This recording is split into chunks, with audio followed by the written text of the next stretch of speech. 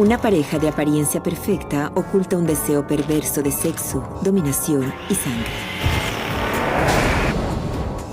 Y después, un joven rico, una reina de belleza en una pequeña ciudad y un plan siniestro de ira y deseo. ¡No! Errar es humano, pero solo un extraño monstruo puede cometer pecados mortales.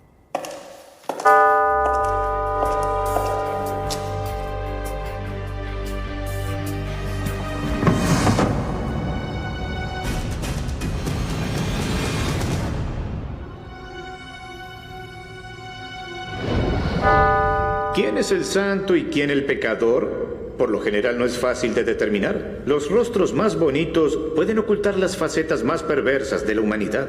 Si bien esta pareja parece la de Ken y Barbie, ellos están listos para vender sus almas al diablo. Había una vez, en una pequeña ciudad en las afueras de Toronto, una pequeña y hermosa chica llamada Karla Homolka. Era realmente la chica de las chicas. Le agradaban las extravagancias, jugar con las Barbies. Era quien dirigía cuando jugaban con las Barbies. Y algunas de sus amigas habían dicho que estaban cansadas de eso. Aún en sus primeros años de la adolescencia, Karla no podía dejar ir a su amor de fantasía. Vivía en un mundo soñado. Le encantaban los personajes de Disney y también las princesas. Karla era inteligente, popular y era muy divertido estar con ella. Era una estudiante servicial, pero no tenía interés por una carrera profesional. Su principal objetivo después de su graduación era casarse. En la escuela secundaria, ella era la líder de un pequeño grupo de mujeres llamado el Club del Diamante. Era lista. Podría haber concurrido a la universidad, pero quería diamantes y al hombre que los tuviera. Quería casarse y armar su propio hogar. Mientras tanto, a menos de 80 kilómetros, un chico llamado Paul Bernardo crecía en la encantadora ciudad de Toronto, en las afueras de Scarborough. Al parecer, Paul Bernardo era un chico muy equilibrado, o al menos eso parecía. Era educado, atractivo y sociable. El pequeño ángel perfecto, salvo por el hecho de que le gustaba espiar. Comenzó en su propio vecindario, solía esconderse detrás de los arbustos, observaba cómo algunas de las chicas jóvenes se desvestían. Fue detectado varias veces. Un policía se acercó y le dijo, oye, basta ya. Creo que lo consideraron como una sexualidad emergente de una adolescencia traviesa. Y así Paul se salió con la suya. La vida continuaba más que antes para el joven arrogante. Y en ese momento había comenzado la universidad. Era popular y un encantador mujeriego. En todos los sentidos, era casi como cualquier otro joven de la ciudad de Scarborough. Salvo por el hecho de que Paul ocultaba algunos problemas sexuales perturbadores. No estaba satisfecho con las relaciones sexuales tradicionales. Necesitaba de esa violencia abusiva, asfixiante, para excitarse realmente, y no notó lo que hacía. Tal vez eso era doloroso para ellas, tal vez no les agradaba. La mayoría de las citas de Paul no volvían a repetirse, pero estaba por encontrar a su pareja. La pequeña Karla Homolka había crecido ahora, pero esta Barbie aún buscaba a su muñeco Ken. Cuando Karla tenía 17 años, la clínica veterinaria en la que trabajaba la envió a un congreso en Scarborough. Lo que Karla Homolka dijo que quería hacer era ir a Toronto para conocer chicos. Y como era de esperar, en la cena, un hombre joven entró y llamó su atención. Se presentó como Paul Bernardo. Ahora, un contador de 23 años de edad con una empresa internacional prestigiosa. Era un tipo atractivo. Tenía cabello rubio, era extrovertido. Parecía ser un hombre seguro de sí mismo y creo que ella en su mente ideaba un futuro. Allí estaba su Ken y eso era perfecto. Cuando conoció a Paul Bernardo, observó todo su aspecto. Era alto, rubio, tenía ojos azules, era educado, tenía un título universitario, tenía un buen trabajo, le pagaban bien y fundamentalmente era ambicioso. Ambicioso quería ser rico y tener una buena posición social, dos cosas que Karla Homolka quería desesperadamente. Así que ella se enamoró, loca y perdidamente de él. Y luego de unas pocas horas, solo horas, ella se acostó con él. Él le tomó fotografías. Yo pensé, de acuerdo. Me parece que eso fue muy pronto. Y creo que a partir de ese momento, los dos encontraron lo que buscaban el uno del otro. Y lamentablemente, eso tenía características totalmente desagradables, extrañas y muy violentas. La primera vez que Karla Homolka y Paul Bernardo tuvieron relaciones sexuales fue, según lo habían informado, brutal. Estaban uno encima del otro. Era constante, fuerte y, al parecer, lo hicieron toda la noche. Lo que sucedió en la habitación de ese hotel fue un encuentro totalmente irrazonable. Un caos ardiente, vergonzoso de deseo y avaricia que muy pronto se llevaría una vida. Y si Karla pensaba que había encontrado a su príncipe azul, necesitaba que le examinaran la vista. Karla se sentía atraída por las formas dominantes de Paul. Y ahora que había encontrado a su muñeco Ken diabólico, haría lo que fuera para conservarlo. A pesar del amor y las flores, Paul hizo que Karla supiera que él estaba muy desilusionado con ella. Ella no había protegido su virginidad. Había tenido su primera experiencia sexual con su novio de la escuela secundaria. Y Paul hizo que ella jamás lo olvidara. Él la humillaba. Y ella quería recuperar esa posición de poder ante los ojos de Paul, así que comenzó a hacer cosas para que Paul notara que ella iría más lejos que cualquier otra chica virgen. Pero Karla no era suficiente para satisfacer el deseo violento de Paul. Apenas sabía ella que él tenía un lado aún más oscuro. Paul comenzó a abusar sexualmente de jóvenes adolescentes en su vecindario en Scarborough. Siempre acechaba a sus víctimas cuando caminaban hacia sus casas.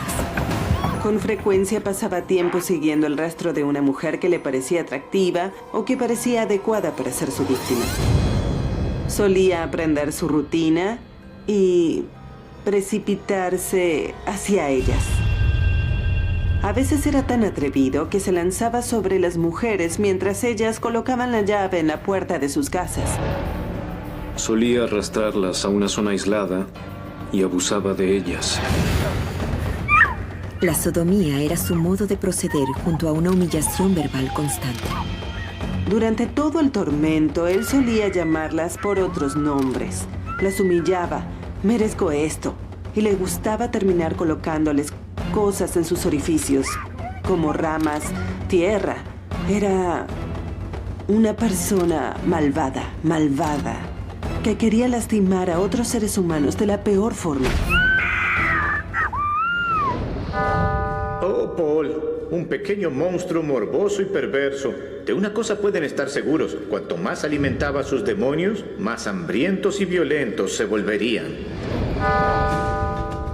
Había una intensificación de violencia en sus abusos sexuales. Estaba armado con un cuchillo, usaba cuerdas, destrozó para siempre las vidas de las víctimas que atacaba sexualmente. Los abusos sexuales continuaron durante más de un año. Víctimas más de una docena. Y al mismo tiempo salía formalmente con Karla. Ella no sabía que su amado estaba siempre al acecho. Pero eso estaba por cambiar. La persona en la que puso su atención ahora vivía en la habitación de al lado. La hermana de Karla, Tammy, de 13 años de edad. Más de un año después de la locura de Paul Bernardo y Karla Homolka, su relación perversa se volvía cada vez más fuerte. Si bien Karla era una sumisa sexual, Paul buscaba algo más. Paul le dijo a Karla, quien puso toda su atención, bueno, en realidad, me gusta tu hermana menor, Tammy. Imagínense lo que le produce a una mujer. Ella era Karla Homolka, quien quería que todo fuera perfecto, al menos que pareciera sensato, y él le dijo, quiero tener relaciones sexuales con tu hermana menor. Karla debería haber desistido y haber llamado a la policía o haberle contado a sus padres. Pero creo que ella se dejó llevar por su mundo soñado y luego superó todos sus límites con él. Si alguna vez existió una excusa para separarte gentilmente de tu novio dominante, aquí se acercaba sin dar lugar a malos entendidos. Pero si algo de humanidad alguna vez existió en Karla Homolka, ahora ya no existe. No abandonó a su esposo y conscientemente decidió hacer una de las cosas más perversas, atroces y egocéntricas que jamás haya oído. Le sirvió a su propia hermana en una bandeja de plata. Karla solía subir las persianas plegables para facilitarle la vista hacia la habitación de Tammy cuando ella se desvestía. Karla hacía posible todo eso. Después de más de una docena de abusos sexuales, en las afueras de Scarborough, la policía finalmente llegó al retrato del sospechoso. Un cajero observó el retrato y aseguró que era Paul Bernardo. Era muy preciso y lo llevaron a la estación de policía. Pero Paul apenas parecía ser un criminal. Aquí era un hombre muy bien educado, con un buen trabajo.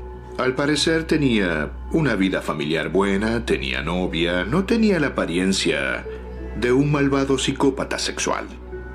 Era elocuente, atractivo y un mentiroso brillante como la mayoría de los psicópatas. Se ofreció como voluntario de una muestra biológica y así lo hizo. Y la policía casi no lo consideraba sospechoso. En lugar de examinar su ADN de inmediato, las muestras llegaron a su fin y permanecieron archivadas indefinidamente. Pareciera que Bernardo tuvo éxito. Su sentido de omnipotencia crecía aún más cuando Karla le develó su obsequio de Navidad.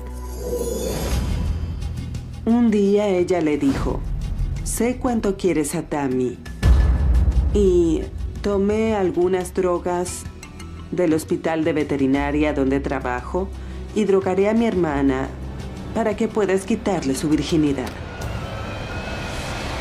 Todo comenzó con una cena en vísperas de Navidad que parecía de cuento.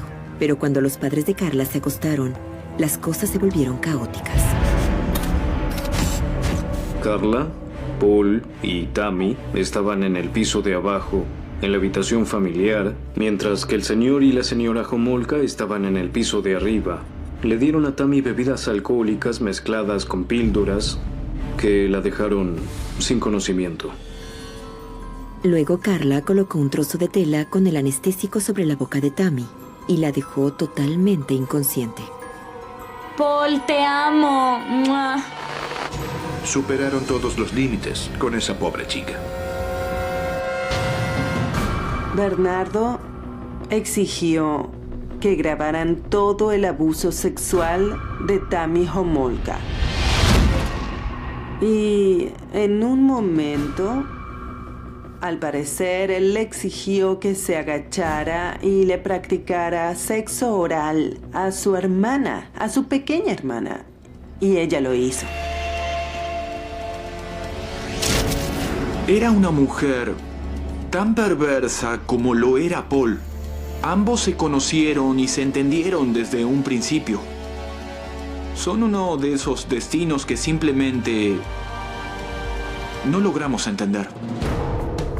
La fiesta terminó cuando Tammy comenzó a vomitar y luego dejó de respirar.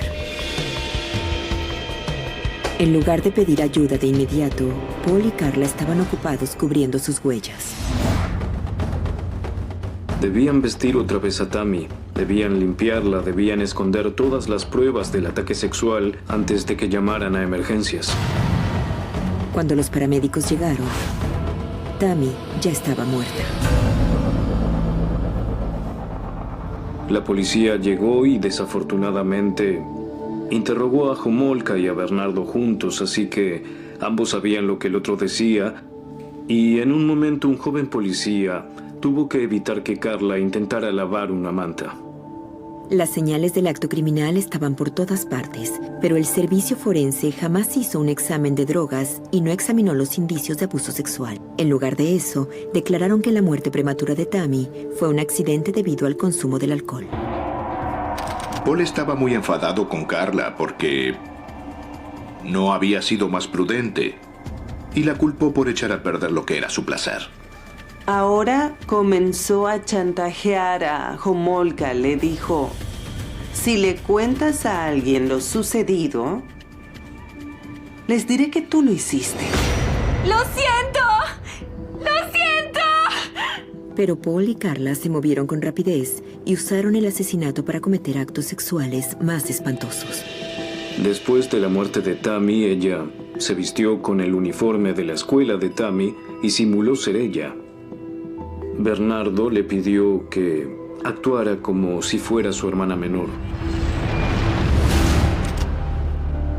La relación había alcanzado un nuevo nivel de perversión. Así que, ¿qué mejor momento para comenzar a planear la boda soñada? Ella quería un gran vestido, parecía el de una princesa de Disney. Quería marcharse de la iglesia en un carruaje con un caballo. Quería faisán como plato principal, lo que era sumamente costoso para una boda. A solo unos meses del gran día, la pareja alquiló una casa. Luego él desarrolló la fantasía de construir un calabozo en el sótano donde permanecerían las esclavas sexuales que eran secuestradas. Y cada vez iba por víctimas más jóvenes en busca de esa virgen difícil de encontrar que cumpliera su fantasía. Solo faltaba la chica perfecta. Solía deambular por los patios traseros y por casualidad vio a Leslie Mahaffey. Leslie Mahaffey era una chica muy hermosa, desde adentro hacia afuera. Era alegre, muy divertida, amable, agradable, generosa, una gran chica. Como toda adolescente, había salido y se había excedido de su horario permitido, olvidándose las llaves de su casa. Así que fue al patio trasero y allí estaba Bernardo. Le ofreció un cigarrillo y luego la secuestró a punta de cuchillo.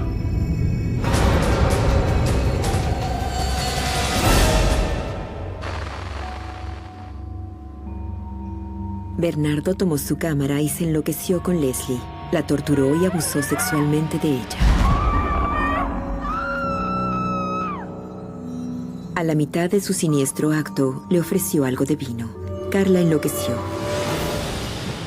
Paul estaba usando las copas de cristal de su boda.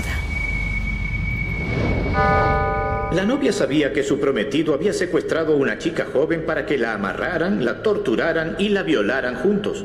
¿Y había enloquecido porque la boca de la víctima había tocado las copas de vino de cristal? Ella era un personaje muy malvado y sacaría toda esa ira extraña sobre su víctima. Carla había perdido el control y soltó su ira sobre la cautiva. La atacó sexualmente y la torturó mientras que Paul grababa y dirigía. Más de 24 horas después de que Leslie fue secuestrada, lograron saciarse. Pero su plan cambió cuando se le cayó la venda de los ojos y vio sus rostros. Así que con los restos de las drogas de la muerte de Tammy, drogaron a Leslie Mahaffey y cuando estaba bajo los efectos del sedante, Bernardo la ahorcó hasta matarla. Después de limpiar la escena del crimen, guardaron el cuerpo en el sótano. Después de todo, los padres de Carla irían a cenar y no podían tener el cuerpo muerto de una chica allí. Cuando no había nadie, desarrollaron un plan espantoso para deshacerse del cuerpo del adolescente.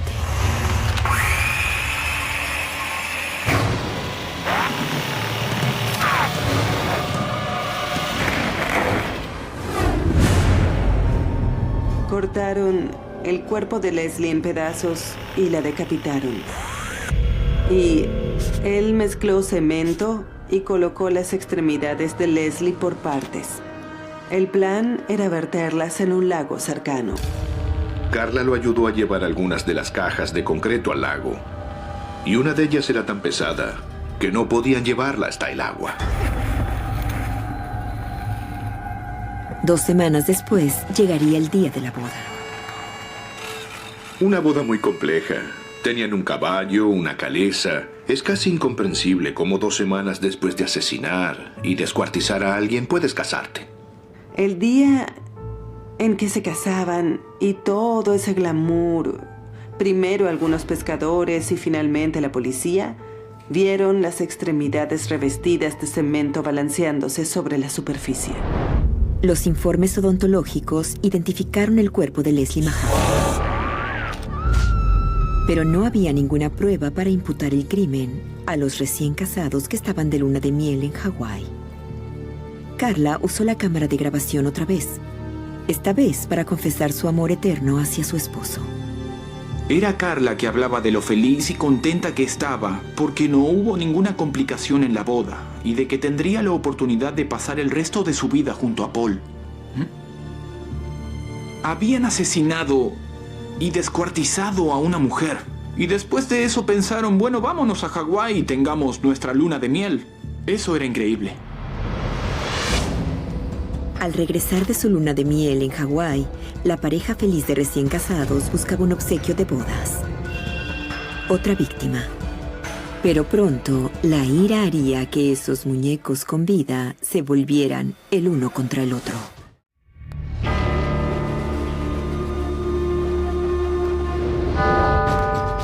La pareja de recién casados, Paul Bernardo y Carla Homolka, regresaron de su luna de miel, con un renovado deseo de sangre y sexo. Pusieron su atención en Christine French, de 15 años de edad. Hay que remarcar que era una chica hermosa, muy atlética. Era adorable, adorable, adorable. Jamás le haría daño a nadie. Caminaba de regreso a su casa y pasó delante de una iglesia y allí estaba el auto y también Carla. Ella tenía un mapa abierto para aparentar que necesitaba ayuda. Bernardo salió del auto y la empujó hacia la parte trasera. Fue Carla quien hacía presión sobre la cabeza de Christine French. Presionaba su cabeza para asegurarse de que ella no pudiera pedir ayuda.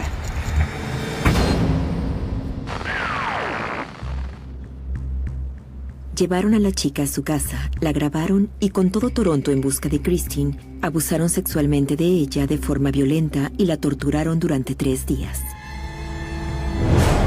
Claro que ella había visto a Carla, porque Carla le había hecho una seña para que la ayudara con el mapa. No tenían otra alternativa. Debían matarla. Después de quitarle la vida, la desvistieron y la dejaron en un vertedero en el bosque. Alguien se dirigía hacia el vertedero para ver si había algo de valor y se topó con el cuerpo y estableció que era Christine. Una joven mujer raptada, atacada sexualmente y arrojada como si fuera un desperdicio. Todos estaban aterrados. Al menos durante mi vida, nadie podía recordar que haya sucedido algo como esto. Muchos de nosotros no queríamos oír. Mujeres que conocía dejaron de salir a todas partes. Pero aún la peor de las maldades llega a su fin en algún momento. Pronto los dos monstruos se desmoronarían bajo la presión de lo que habían hecho. Se volverían el uno contra el otro. Y Carla sacaría lo peor de sí. Estaba muy paranoico, pensaba que lo atraparían, no estaba feliz. Y comenzó a ser más violento con ella y la culpaba por lo sucedido. La golpeaba de forma violenta. Tenía ojos de mapache. Creo que eso fue la última gota que rebalsó el vaso. Carla se mudó. Después, en enero de 1993, más de 2 años después de que su muestra de ADN fuera enviada para que la examinaran, Paul Bernardo finalmente fue identificado como el violador de Scarborough. Los investigadores lo pusieron bajo vigilancia mientras construían el caso. La primera persona que debían interrogar era su exesposa, Carla. La interrogaron respecto de la investigación sobre los abusos sexuales de Scarborough y algunas preguntas la hicieron pensar que la captura para ambos se acercaba. Simulando haber sido una esposa maltratada, Carla contrató a un abogado e hizo un trato. Les daría todas las pruebas que necesitaban para arrestar a Bernardo por los asesinatos a cambio de clemencia. Dijo que había grabaciones, pero dijo que no sabía dónde estaban. El gobierno y la policía procedieron pensando que la única esperanza era aceptar su trato. Así Bernardo se marcharía. El 17 de febrero de 1993, los investigadores llegaron a la casa de la pareja con una orden de allanamiento. Lo que buscaban desesperadamente eran las grabaciones. Paul las había escondido en el ático, y mientras un investigador buscaba el sitio exacto donde estaban escondidas, él no buscó más allá de él. ¿Cómo pudieron fallar? Resultaba increíble. Trabajaban muy duro, eran especialistas, pero fallaron. El largo brazo de la ley ahora es el brazo corto de la ley. Sin esas grabaciones como pruebas, los investigadores no notaron el alcance de la participación de Carla. Así que su abogado pudo negociar una sentencia aceptable de 12 años de prisión. Poco después de que Carla terminara su trato, el abogado de Paul Bernardo encontró las grabaciones y se las entregó a las autoridades. Se volvieron las pruebas principales en el proceso. En el juicio, mientras el jurado veía las grabaciones, las pantallas no eran vistas por el público, pero podían oír el sonido que salía de ellas. Era muy doloroso. Creo que ninguno de nosotros hubiera querido estar allí en ese momento. Los reporteros sentían náuseas. Era demasiado para Carla, que hacía el papel de la esposa maltratada. Cuando el público supo que Homolka había participado activamente no solo en los abusos sexuales y en los raptos de esas chicas, sino que también había tenido relaciones sexuales con ellas, las había maltratado y había tenido dos oportunidades, como mínimo, de dejar ir a Christine French, la ira jamás terminaría en ese país. Parecía que la esposa era tan perversa como su esposo. Si observan el interior de sus ojos, verían la personificación del mal y parecían vacíos al mismo tiempo. Esa era la misma mirada que tenía en las grabaciones. Era esa mirada malvada la que la reportera Paula Todd vio cuando rastreó a Carla 12 años después de que cumpliera su sentencia en prisión. Ahora vive en el Caribe. Se casó otra vez y tiene 3 hijos. Es libre de vivir su vida en una isla paradisíaca.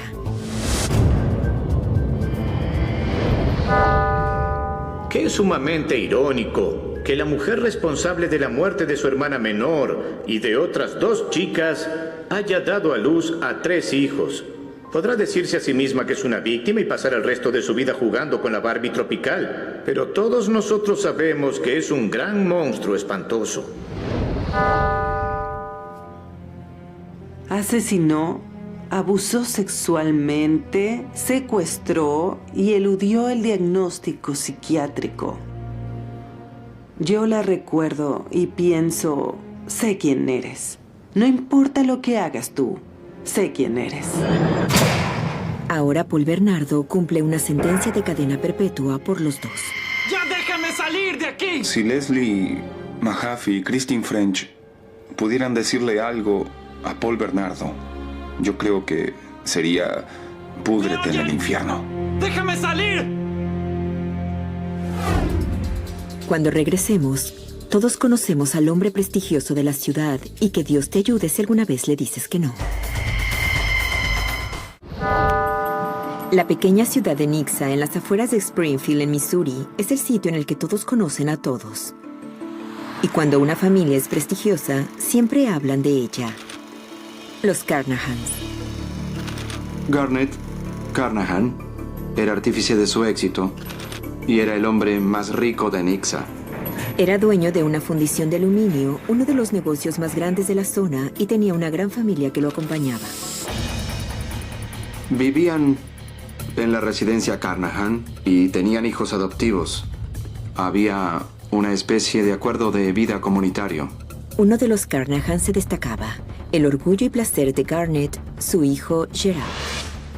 Garnet hizo que Gerald aprendiera más del negocio, las ventas, la investigación y el desarrollo.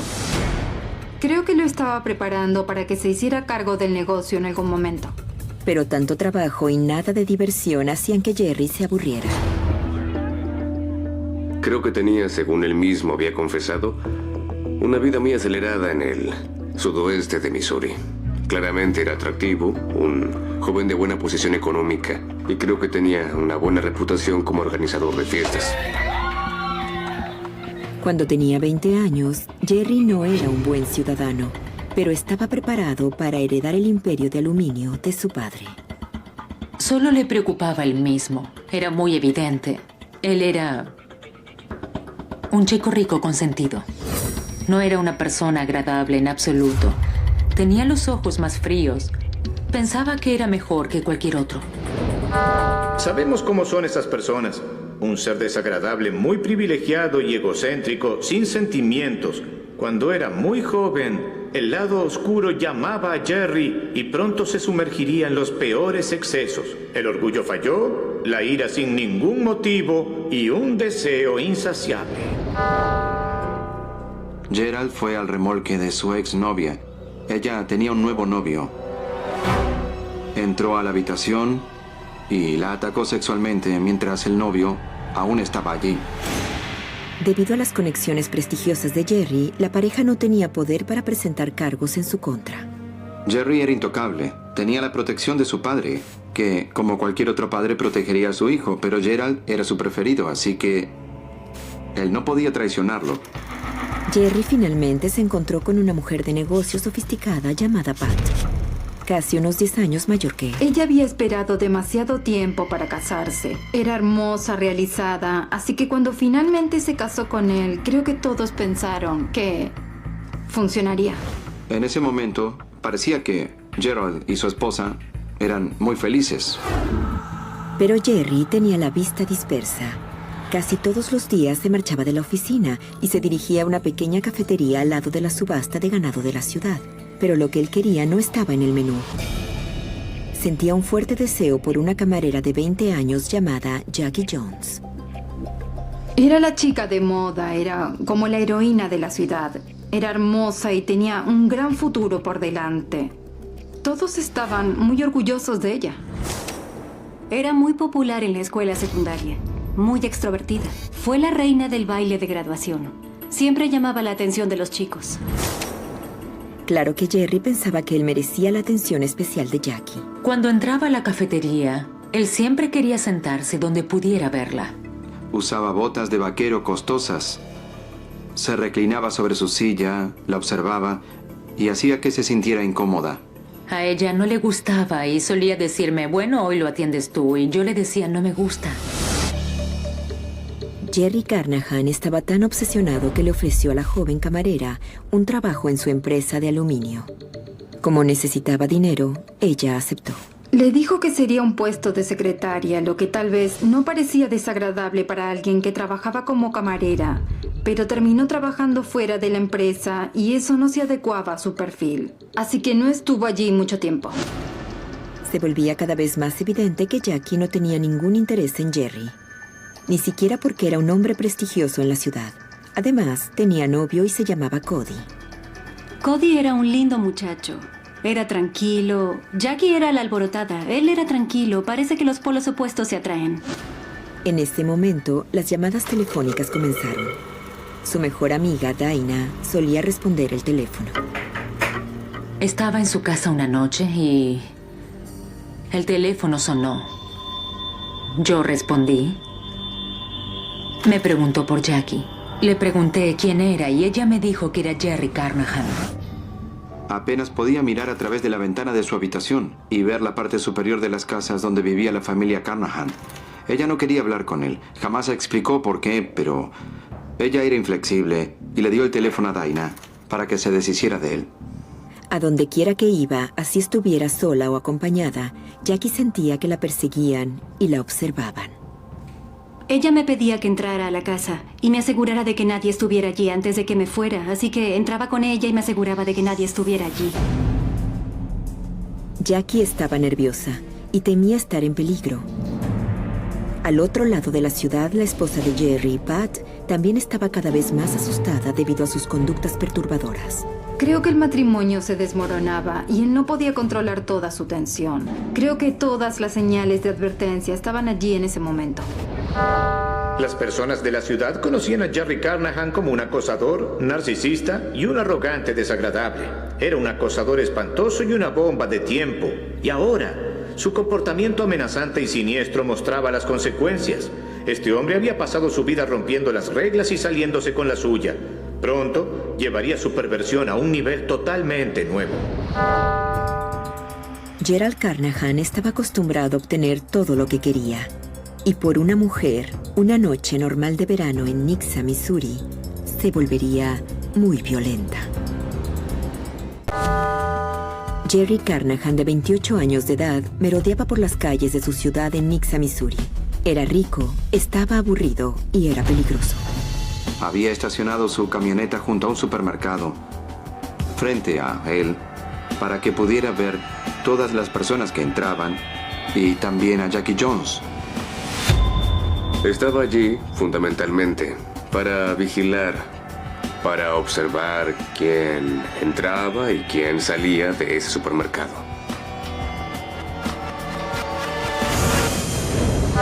Durante toda su vida perversa, Jerry siempre tuvo personas que aceptaron todos sus caprichos. Pero con Jackie, era siempre un no como respuesta y él estaba furioso. Ahora su deseo estaba lleno de ira y ya no deseaba su cuerpo solamente. Ahora quería castigarla por haberlo rechazado. Creemos que se marchó cuando la vio allí. Tal vez notó que ella regresaría a casa. Y ese supermercado estaba ubicado a casi 1,5 kilómetros de la casa de sus padres. Y sospechamos que lo que sucedió fue que simuló tener un problema con su vehículo. Lo que pensamos fue que Jackie conducía por allí. Y solo porque tenía buen corazón permitió que él subiera al automóvil. En ese momento, cuando lo dejó subir al automóvil, fue que las cosas se volvieron siniestras.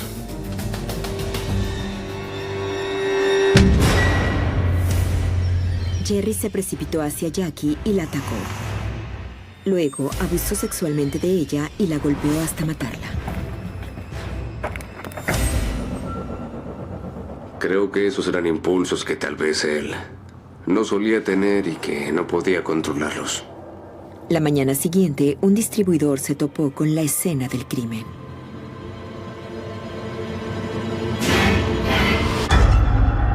La puerta estaba abierta, la luz estaba encendida. La bolsa estaba en el asiento de pasajeros, pero había sangre en el asiento de atrás y manchas de sangre en la ventana del automóvil. Entonces supieron que algo estaba mal.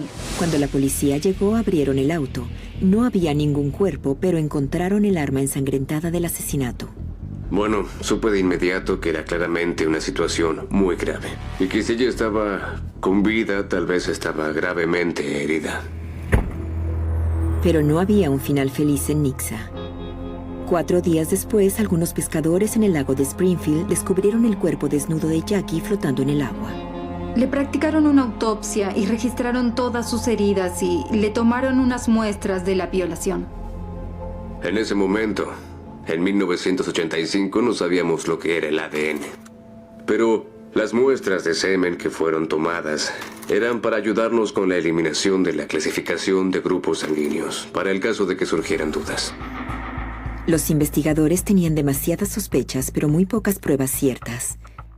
Eso no evitaba que las personas de la pequeña ciudad de Nixa murmuraran acerca de quién era el principal sospechoso.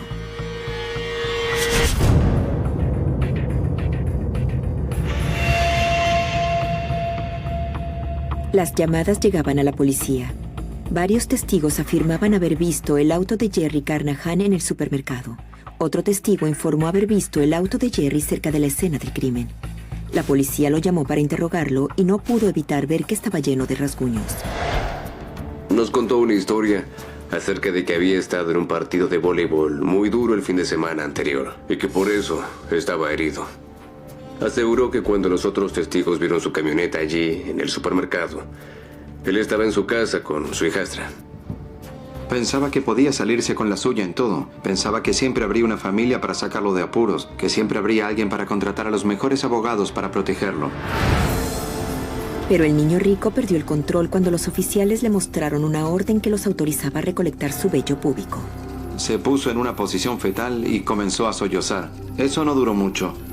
Luego de haber recolectado las muestras y de haberse acomodado sus prendas, volvió a ser el arrogante y el soberbio Gerald Carnahan. Aún así, ninguna de las pruebas físicas lo vinculaba de forma concluyente con el crimen. Los cargos contra Carnahan fueron desestimados. Eso era totalmente frustrante. Desagradable. Pero no había forma de escapar del mal que habitaba en él. Y con el transcurso de los años se volvía cada vez más desagradable. Bebía demasiado, usaba un cóctel de analgésicos bajo prescripción médica, y su ira se mostraba de formas perturbadoras. ¿No puedes ayudarme? ¡Empujes! ¡No, no puedo ayudarte! ¡No! ¡Sí, voy a disparar! ¡No! Hizo un disparo al suelo con un arma. Amenazó con matar a su esposa. La golpeó con el control remoto de la televisión. Cuando la policía llegó al lugar, él les lanzó un recipiente con orina. Siempre se salía con la suya. No había permanecido en prisión más de una noche por el incidente antes de que lo pusieran en libertad. Con su esposa fuera de control, Jerry sintió la necesidad de merodear otra vez. A las 2 de la madrugada, en una noche fría de marzo, divisó a una chica hermosa de 18 años. Luego él la agarró y ella comenzó a pelear. Creo que él no sentía temor de ser atrapado. Él era un desvergonzado. A diferencia de Jackie Jones, esta chica fue afortunada. Logró soltarse y corrió hacia una tienda cercana, y antes de que Jerry se alejara, un testigo tomó su número de matrícula. Esta vez, los cargos permanecieron en su contra. Carnahan fue enviado a prisión durante 2 años, pero aún no podían acusarlo por el asesinato de Jackie. Todos sentíamos que tarde o temprano el caso se resolvería, que se resolvería la próxima vez que cometiera un asesinato. Y que tarde o temprano, las personas que participan de este tipo de actividades finalmente cometen un error y se las atrapa. Pero 20 años después, la ciencia fue la que descubrió al chico arrogante y rico. El caso más conocido y desacertado de Nixa se reabriría. Un examen de ADN respecto de la violación en el caso de Jackie demostró que la probabilidad de que el semen perteneciera a otra persona que no fuera Gerald Carnahan era de 1 en 6 cuatrillones. Según lo que dijeron los oficiales que llevaron a cabo el arresto, él gritaba, sollozaba y estaba totalmente furioso. Un jurado declaró culpable a Carnahan de asesinato en primer grado. Pasará el resto de su vida en prisión. Me emocioné de solo pensarlo. Fue un gran alivio para mí. Y creo que en ese momento notas cuánto soportaste durante todos esos años. Todos en Nixa respiraban mucho mejor al saber que Jerry Carnahan estaba donde debía estar. Finalmente, el chico rico que creía salirse con la suya en todo y que casi lo lograba, tuvo su merecido. La madre de Jackie murió poco después del asesinato de Jackie. Y todos en su familia estaban convencidos de que ella se dejó morir. Así que era una situación agridulce, desde el punto de vista de que la madre de Jackie no había vivido para ver la resolución final del caso. La ciencia finalmente lo descubrió. Se hizo justicia. Todo lo que viene se va, y eso puede tomar años. Finalmente todos tus pecados volverán a ti. Eso es lo que sucede cuando los pecados se vuelven mortales.